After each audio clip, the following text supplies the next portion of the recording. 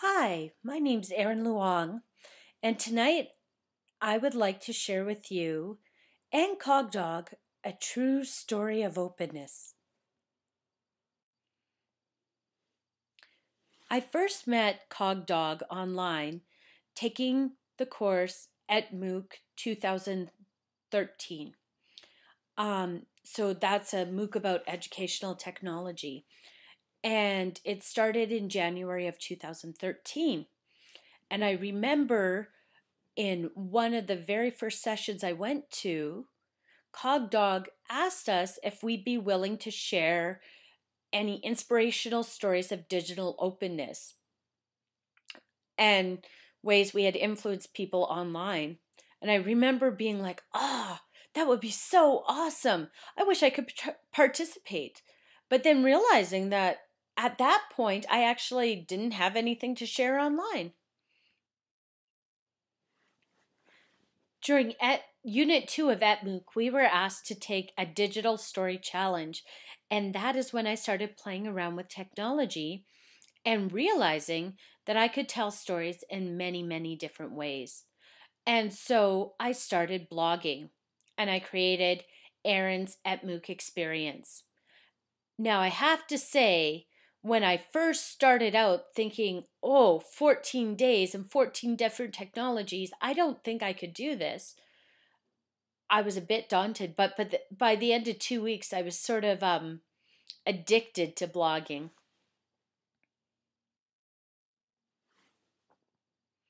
Then one day, something magical happened in my office. I'm a high school counselor, and I work with students for their whole high school career. And I had a girl come into my office, really, really upset, and I'd worked with her for quite a while. And so, what I decided to do was show her one of the digital stories that I had produced during the digital story challenge. And as I showed it to her, she became a lot calmer and a lot more ready to talk. So the story was on Haiku Deck. So then I said, "Oh, hey, do you want to help me write a story?" And she said, "Oh, I don't know if I could do that." And then we ended up working on it together, and we collaborated and made the most beautiful haiku deck, which is called Letting Go of Negative Thoughts.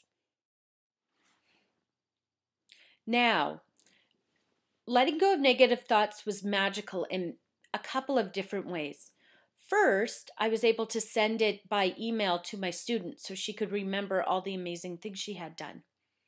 Second, I posted it on my blog, and two things happened that expanded my world and made it quite a bit more amazing than it had been before. The first was a response I got to my blog by a poet.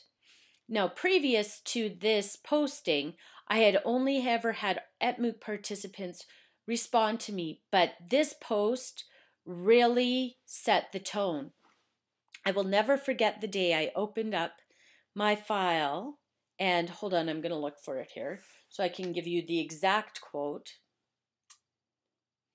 And I read, "I would have been a better person and would have reached a better place if I had a good and responsible teacher who corrected me in school.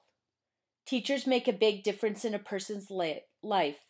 God bless you for your good work, Erin."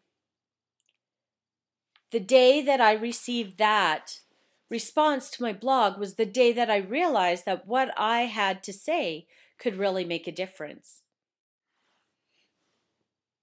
A second magical thing that happened related to this collaborative haiku deck was the fact that Mashable magazine actually ended up using that haiku deck as a demo in their article. And I remember the day I got the tweet that said, "Hey, we just put you in Mashable magazine." And I was like, "Oh, well, that's kind of cool." And then I went, "Oh, neat." Because I started looking, and on Haiku Deck, it tells you how many people have viewed your post. And it was going up like, 200 people, 1,000 people, 10,000 people. And I was like, "Oh, good Lord. I guess I should tell the student so she can see what an influence she is having, how all these skills that she's learned over the years are actually helping a lot of other people. When I was showing a colleague how to use Haiku Deck today, we checked out that Haiku Deck that I had originally collaborated on with my student. And you know what? We've had over 25,000 hits. 25,000. Imagine if I was having that conversation in my office. That would have to be a new child every 15 minutes for the next 6 years to have the same impact that I had by putting out that one haiku deck. Wow, amazing. Since that post, I've noticed that the posts that I'm putting on my blog are a lot more personal and a lot more reflective of what I do in my office. Prior to that, I was always quoting research by other people. But that experience made me realize that what I had to do was important too. And since that point, I've done some posts on connecting the digital world with the real world and counseling with teenagers and how effective that is. And I've done lots of things with kids on asking them, oh, what song do you respond to? What person do you respond to? What ideas or pictures do you respond to? And it's actually amazing how engaged they are in counseling. And then it was pretty cool because I looked at it and then I did some research and realized that the relationship is more important in the world than the actual technique. And so I thank the internet and technology for helping me build that bridge, a new bridge between myself and the teenagers that I work with.